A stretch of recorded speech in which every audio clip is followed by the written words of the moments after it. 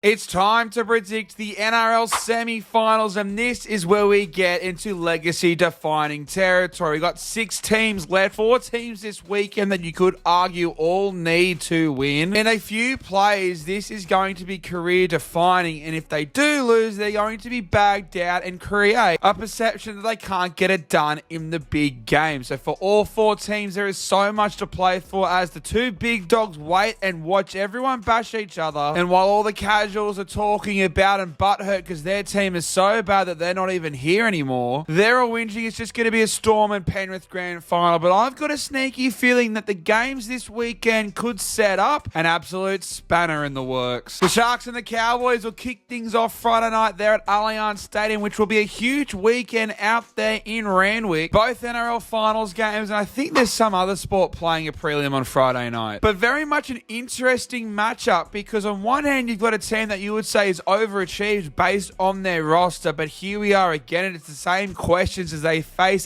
at another straight sets exit against a team that I felt like for most of the year underachieved, and again on the weekend they nearly got exposed and nearly did what they've done all year as they failed to stay consistent. But mainly for the Cronulla Sharks, well, I do think the Cowboys are more likely to go on a run and win the comp out of these 2 teams, which is quite incredible for me to say, considering that you would say definitely the Sharks have been the better team this year. I think this might be the biggest game in club history because since the 2016 grand final, they've now been in 10 finals games since then. This will be 11th. When you look on the scale of things, the Cronulla Sharks have probably been the 4th most successful club outside of the big 3 for the past decade. But yet no one rates them, even during the regular season when they come out and they do all this great stuff against the big teams and against the lower teams. It's because it's been the same story every year. They've won 1 finals game back in 2018. They've lost 7 finals games in a row now, and this would be the 5th under Craig Fitzgibbon. A straight sets exit back in 2022. They lost to the Roosters in the first week of last year when they should have won considering all the outs the Roosters had. And they're here yet again. They're facing another straight sets exit, and unfortunately they've got to play the team who at least on paper have some of the most firepower in the NRL. The Sharks have come out whinging that it's going to be not played at Shark Park, with respect the worst stadium in the NRL, and it's not even close. And maybe the CEO's being smart here and just trying to take the pressure away from his side by just getting the criticism about him complaining about the ground. But you knew the rule book at the start of the year, and you shouldn't be thinking about that because you should be thinking about finally delivering in this game, because unfortunately, and it's what I said in my predictions, the Cronulla Sharks have the most balanced team, but they're missing a superstar. When you look at all the finals teams that got through on the weekend, they've all got superstars. In the 2 elimination finals especially, we saw Tommy Dearden come up with the big play, Ruben Cotter, DCE and Tommy Turbo for Manly as well. And the Cronulla Sharks have so many good players. Like, they have so many good players. Their 1 to 17 is the most balanced. Every single one of their players is good to great. But Nico Hines, he is a Dally M winner, but we haven't seen him take the next step, and he's probably the guy that's going to need to. And I do think Nico is capable of doing it, but there's a big difference to thinking and actually believing in it, because unfortunately for Nico, he just hasn't done it yet. And if this game was being played a Sunday 4 p.m. in round 3 or whatever, I would back the Cronulla Sharks. But unfortunately, there's something about finals football these boys from the Shire just seem to not get. Whether it's the pressure, I don't know what it is. Last week, they went away from what's worked for them all year. What worked for them against Melbourne earlier this year,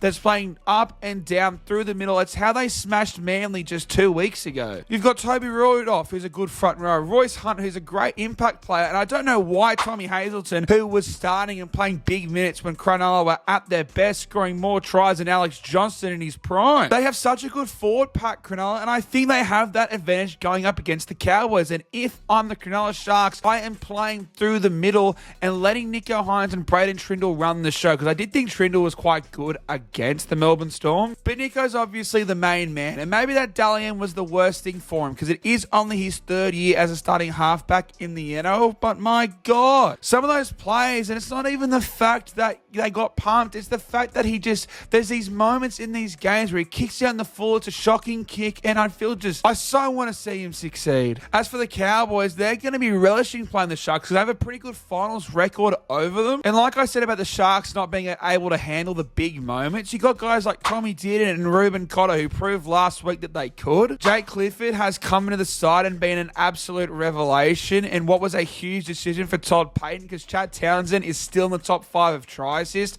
despite not playing the last month. This game is just really hard to predict because I know what happens if both teams turn up, I think, because I do think the Cowboys at their best would beat the Sharks at their best. But then again, the gap between the Cowboys' best and worst is far greater than the Sharks. But again, it's finals football, so I can't expect the Sharks to be great either. It is at Allianz Stadium, so maybe that does give the Sharks fans an advantage. I still think it'll be a great crowd out there. I know last week, Manly the Dogs odds were like $1.90 each for most of the week, but I think this might be just the biggest coin flip game. Because look, when you look at the outside backs, they're pretty even. When you look at the front rows, they're pretty even. You probably give the advantage to the Sharks, if anything. It's just whether or not I back Nico Hines and Braden Trindle to get it done. And you know what? I believe it too much. I haven't seen it yet, but I'd like to think it's coming. I think the Cowboys needed to play up their best in the final minutes of last week, and maybe their inconsistency will finally catch up with them. So I'm going to take the Cronulla Sharks to finally get the win here. I think the Sharks can maybe get off to a lead early and can't keep up with it. Maybe the Cowboys try to blitz them, and then when they can't, the Sharks can come over and get them towards the end of the game. Hopefully there's a big moment for Nico Hines or Braden Trindle. One of these Sharks players can stand up. I've got a feeling I'm going to look back on this tip and think, why did you even pick the Cronulla Sharks? Because we have seen this year on, year on. I think the Cowboys, if they're at their best, despite what the Sharks can do, the Cowboys will probably win because they've just got so much talent in their roster. I don't even know what to tip. Like, if you're in a tipping comp, I'm going Sharks for that case. But if you're a betting man, I'd just be going try scorers. No, I wouldn't even touch a line, to be honest. But now we get into the Premiership Contender Semi. The Chookies, they're taking on Manly, the battle of the rich eastern suburbs wankers. They're 1-for-1 this year. Manly winning at Brookie, the Chookies winning at Allianz, and that is where the battleground will be this Saturday. Two teams coming off very different performances. Both teams, you would say, weren't the better team in their games last week. Manly obviously just hung in there,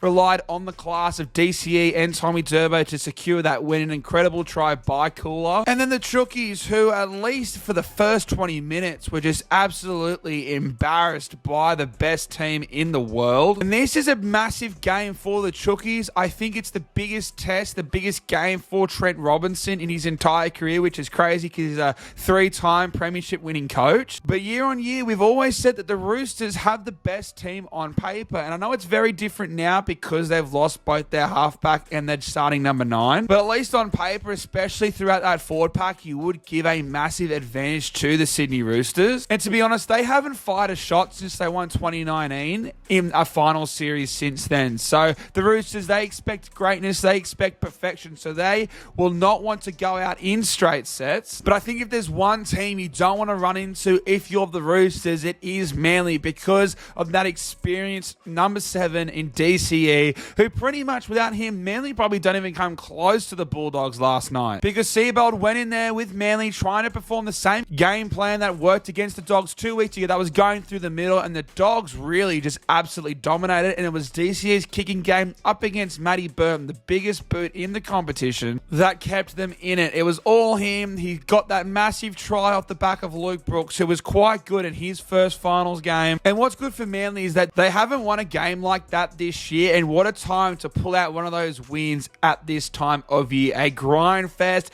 where they just waited and waited and waited for their superstars to stand up. And DCE is going to be the biggest difference in this game, up against a very young halfback in Sandon Smith and Luke Keary, whose kicking game was absolutely nowhere last week. And even with Sam Walker, the Roosters have struggled with that this year. I think DCE holds the cards in this game. No matter how good the Roosters forward pack can be, no matter how much firepower they've got in their back 5, if DCE can win that kicking battle, if DCE can come out and keep putting James Tedesco, Dom Young, Daniel Tupou on their 10-metre line and force the Chookies to come out, even if they dominate, run 50 to 60 metres, if DCE can just keep putting them all the way back down the other end, then Manly are a huge chance in this game. I'm expecting a big response from the Chookies forward pack. They will welcome back Jared Warrior-Hargreaves, and the last time these two played, they dominated that first 20 minutes. But back in Brookie, it was actually Taniela Paseka who led the way and completely outplayed the Roosters forward pack. So Manly are capable of doing it. And despite winning last night, I think those boys are going to make a statement. I mean, Matt Lodge was terrific. Josh Alloway, he he actually turned the game when he came on, which was quite electric. So if Nathan Brown and Danilo Pasecki can have the impact I know they can, I think this game is going to be great. And then you've got these edge battles where you're probably going to give the advantage to the Roosters again. It's going to be a big test for Garrick and for Hopowato, who really struggled. They're going to have to try and contain Daniel Tupou, who has a great try-scoring record against Manly, and also Joey Suaalii. If Manly can turn it into a similar style game that they had with the Dogs last week and rely on DCE, I think they can get the win. And then the battle of the fullbacks. Tommy Turbo is clearly not 100%, but if he can just provide that little bit of X factor and come up in the big moments in the last 20 like he did last night, then I think that they are a massive chance. And of course, I am tipping Manly because I'm not going to tip my team all year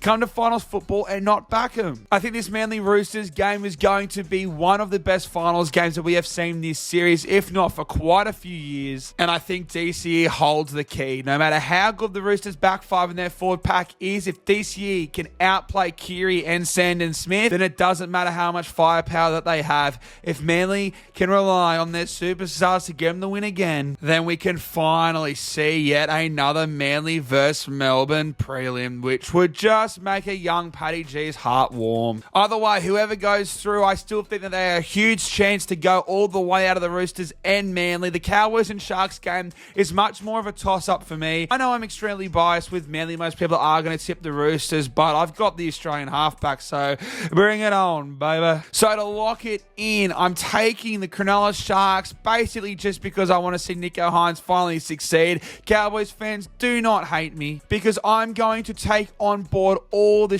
that you're going to give me, because I don't know why I'm tipping the Cronulla Sharks in finals football. And I'm taking Manly 1-12 because they've got the giraffe, the goat, insert anything you want to call him there. Just know he's the greatest of all time. But ladies and gentlemen, that's it from me. Let me know your tips for the semi-finals in that comment section down below. Smash that like button, subscribe if you haven't yet already, and I'll see you in the next one.